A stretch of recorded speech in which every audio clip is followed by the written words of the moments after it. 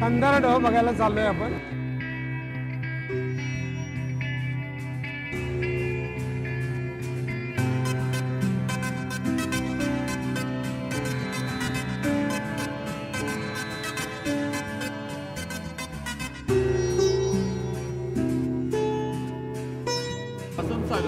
वसंत सागर आहे आणि वारणा नदीवर आहे म्हणून वारणा धरण आणि चांदोली गावात आहे. चांदोली धरण. तर मी पण सह्याद्रीचा ब्रँड अँबॅसेडर आहे व्याघ्र प्रकल्पातला. आणि आम्ही पूर्वी आलो होतो जेव्हा बेन साहेब होते, जेव्हा पुराणिक साहेब होते तेव्हा. त्यानंतर पहिल्यांदाच कंधार डोह बघायला चालू आहे. आपण कंधार डोह बघूया कसा आहे. पण अतिशय सुंदर हा जो वसंत सागर आहे तो अरबी समुद्र बघण्यापेक्षा आमचा सागर बघितलेला जास्त चांगला अशी परिस्थिती आहे. कारण इथं इतकी स्वच्छता, जगातली सगळ्यात सुंदर स्वच्छता, सुंदर पाणी ह्या डोहात बघायला मिळते. आणि आपण बघतो सगळे शहराच्या बाजूचे सगळे समुद्र किती घाण झालेले असतात. घाणीचं म्हणजे अत्युच्च पातळी असते. तुम्ही काय सांगाल, तुमच्याबद्दल सांगा. इकडे जवळपास आपण 30 किलोमीटरचं पाण्यातलं अंतर पार करून 1 तासाभराचा प्रवास करून कंधार डोहला पोहोचणार. आता पाण्याची पातळी डिसेंबरपर्यंत बऱ्यापैकी असते म्हणून बोटीने आपण जवळजवळ 1 अर्धा किलोमीटर जवळ जातोय. जसं पाणी आपण प्रत्येक महिन्याला लेट जाऊ म्हणजे फेब्रुवारी मार्च, तसं पाण्याचा साठा कमी होईल तसं आपल्याला जास्त किलोमीटर चालावं लागेल. म्हणून हे कंधार डोहला जाण्याचं बोटीने डिसेंबरपर्यंतचा चांगला कालावधी असतो. त्याच्यानंतर पाणी कमी झाल्यानंतर यातले जे बेट आहेत ते ओपन होतात. त्याच्यावर रिव्हर्टन पक्षी येऊन अंडी घालतो. त्यावेळेला ते बघायला उन्हाळ्यामध्ये रिव्हर्टर तो स्थलांतरित झालेला पक्षी असतो बाहेरून आलेला. तो इथं येऊन बेटावर अंडी घालतो. बेटावर अंडी घालण्याचं त्याचं कारण म्हणजे त्या सुरक्षित असतं. कुठलाही दुसरा प्राणी किंवा पक्षी त्याची अंडी खायला येत नाही. पाण्याने सगळीकडनं सुरक्षित असतं. ते एक बघायला पर्वणी असते मार्च ते मे एप्रिलपर्यंत. आणि आपला जो हा जंगल परिसर आहे जवळ 750 स्क्वेअर किलोमीटरचा आहे. मोठा आहे. आणि पश्चिम महाराष्ट्रातलं सगळ्यात मोठं क्षेत्र असणारा हा अभयारण्य आहे. याच्या लागूनच कोयनेचं अभयारण्य आहे. आपण आज बाय व्हेकल सलग कोयनेला जाऊ शकतो. त्यामध्ये आता अजून काय सांगायचं म्हणलं तर याला एक रिंग रोड पण आपण केला आहे जवळजवळ 22 किलोमीटरचा. पूर्ण काय करता येत नाही. पूर्वी धरण व्हायच्या वेळेला पूर्ण रिंग रोड होता सगळीकडून. पण आता ते पूर्ण लँडस्लाईड वगैरे होऊन बंद झालं आहे. कंधार डोहला जायला 2 मार्ग आहेत. एक वर चांदोली खुर्दवरून किंवा रुंदीवरून खाली उतरणे. त्याला जवळजवळ तासाभराचं वॉकिंग आहे. आणि जरा ते स्टीप आहे, खूप अवघड. सोपं म्हणजे हे बोटीनं जायचं आणि 1 किलोमीटर अर्धा किलोमीटर चालत जायचं. आणि कंधार डोह हा 12 वाहणारा धबधबा आहे.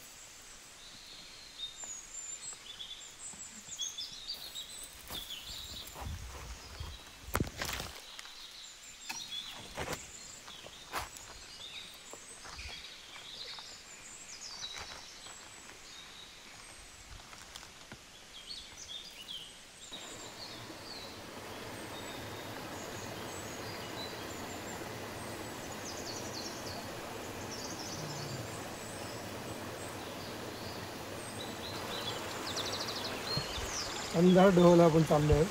रस्त्यामध्ये आहे आणि मध्येच एका माकडाची कवटी घेतलेली आहे.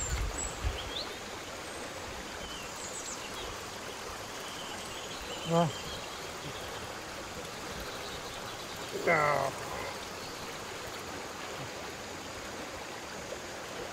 एवढंच बरं का. ही आपण इथं कन्नाडूला जायची आठवण इथं ठेवूया. मर गया जिंदा आहे, मरायला लागतंय. आपण डरते नाही,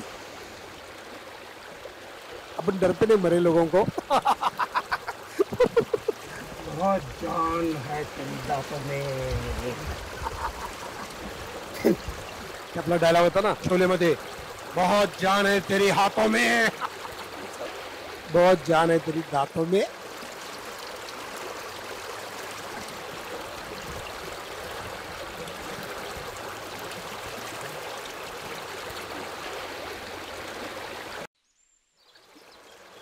हा हा कंदार डोहा चाललाय आणि वाटतं ना शिंग हे नैसर्गिकरित्या बनलेलं झाडाचं मुळ्यांचं हे शिंग असावं. आणि आता मग असे आपण माकड तर बघितलंच, पण हे वाटतं की नाही गव्यासारखं शिंग. तर त्यानंतर आता हे बघा इथं बसा, हे बघा इथं बघा, हा दगड दाखव, दिसतो का दगडा, हा गोलट्या दगड आहे का नाही. शिवाजी महाराजांच्या काळात जे असे बलदंड मावळे असायचे, त्यांना प्रॅक्टिससाठी असे गोटे असायचे प्रत्येक तालमीमध्ये. हा कुठल्या तरी तालमीतलाच असेल किंवा हा नैसर्गिक झालेला असेल. तर अशा गोट्याला आपण भेटलेलं आहे. हे आपल्या शस्त्राचं प्रतीक होतं, हे आपल्या ताकदीचं प्रतीक होतं. तर आता आपण चाललो आहे कंदार ढोला. चला दाखव, दिसतंय काय म्हणतात त्याला, लायकेन. लायकेनचं डिझाईन किती सुंदर आहे बघा.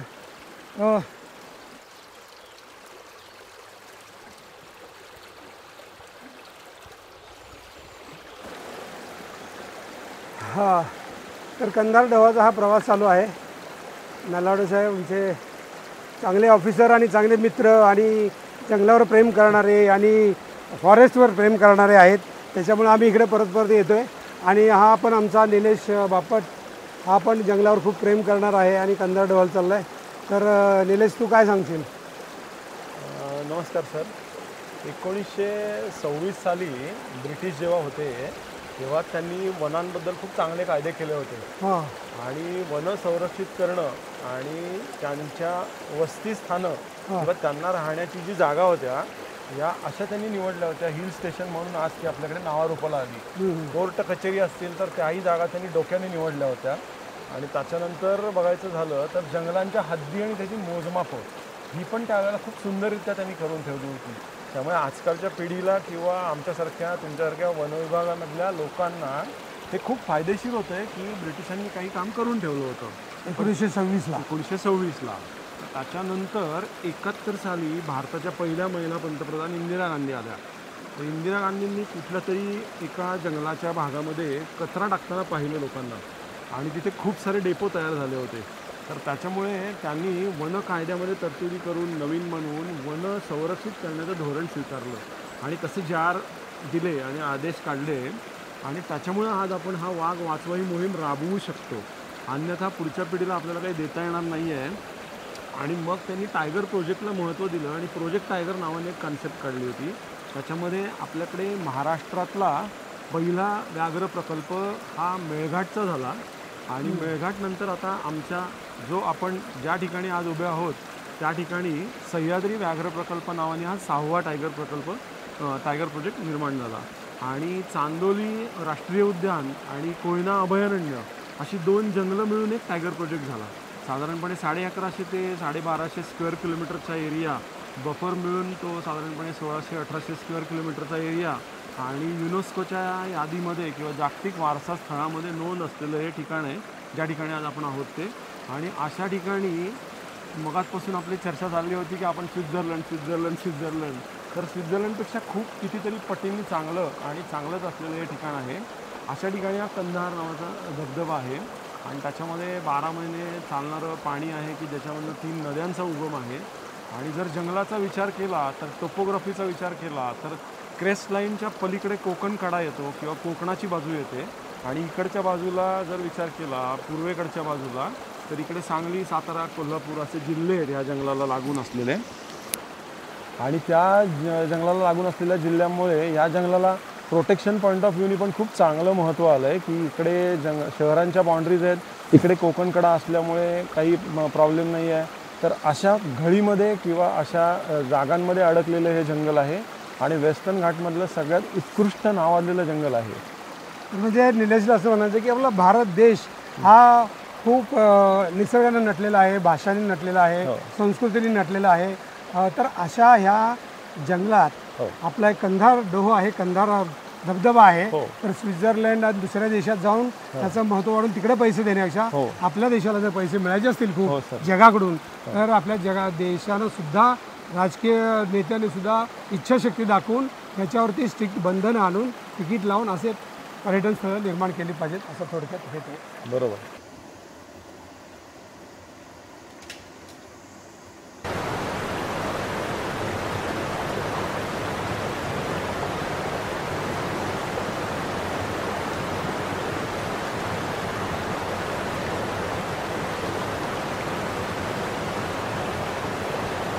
स्वर्ग ह्याच्यापेक्षा काही वेगळं असेल का? आणि स्वर्गातलं आयुष्य किती असावं? नरकाचं तर आपल्याला माहीतच नाही किती जगत असतो आपण, पण स्वर्ग हा असाच असावा. आवाजामध्ये स्वर्ग, नजरेमध्ये स्वर्ग, श्वासामध्ये स्वर्ग.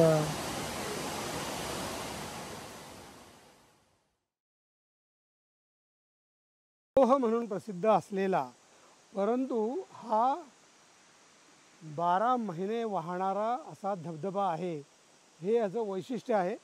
3 नद्या इथून वारणा, मळी आणि रेवाळी या 3 नद्यांचा संगम इथं झालेला आहे. आणि ह्या डोहामध्ये त्या उतरतात आणि इकडे जातात. तो वारणा तलाव जो आपण म्हणतो, चांदोली तलाव, तिथपर्यंत ह्याचं पाणी जातं. तिकडून आलेलो आहोत. तर अशा एका पवित्र स्थळाला आपण भेटलेलो आहोत. माझं शासनाला एक नम्र विनंती आहे की हा डोह बघण्यासाठी चांगल्या सुविधा तयार करायच्या आणि त्यासाठी लोकांना 1000 ते 10,000 रुपये तिकीट द्यायचं, त्यांच्या उत्तम सोयी करायच्या. त्यातून देशाला खूप उत्पन्न होईल. परंतु कुठेही प्लास्टिक नाही, कुठेही. म्हणजे आपण स्वित्झर्लंडचं कौतुक करू, आपलं भारत देशाचं कौतुक कधी करणार आपण? नाही का? देवाला आपण 10 आणि 20,000 रुपयाची तिकीट काढतो, ह्याच्यापेक्षा वेगळा देव असतो का? त्या देवामुळे आपण कधी जगतो का? पण ह्या देवामुळे आपण जगतो की नाही? तर त्या जगण्यासाठीचं, त्याला नम्र असण्यासाठीचं हे उत्तम ठिकाण आहे. तर मला असं वाटतं की याचा गंभीरपणाने विचार करावा, अशी एक नम्र विनंती. धन्यवाद.